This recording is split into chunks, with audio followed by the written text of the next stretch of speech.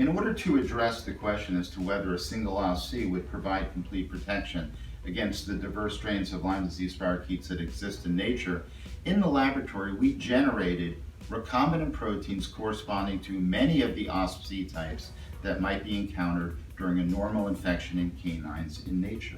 We produced those proteins and we conducted a series of experiments referred to as immunoblots. So our recombinant proteins were spotted onto immunoblot strips, and then each of those immunoblot strips was screened with serum from dogs that were naturally infected with the Lyme disease spirochetes.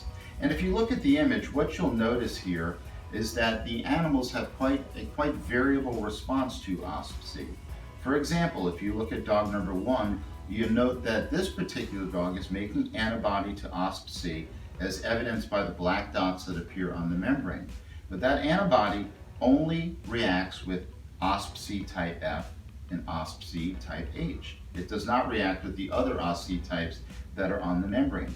Using one more example to highlight the point, if we look at dog number 6, this is an animal that is clearly making antibody to OspC type A, but that antibody is not reacting with the other OspC types on the membrane. And if you look at the OspC structure, which is shown to the right, you'll notice that it's color-coded. The red portions of OspC show us the regions of OspC that are what we refer to as being highly conserved, meaning they do not vary from one OspC protein to another. The blue and purple regions indicate the variable segments of the protein. We can use this structure to explain the data that is shown to the left. If indeed it were the conserved parts of OspC that were triggering an antibody response, then what we would expect to see in each of the animals that we tested is that if they have antibody to OspC, it should react with every OspC spotted on the membrane.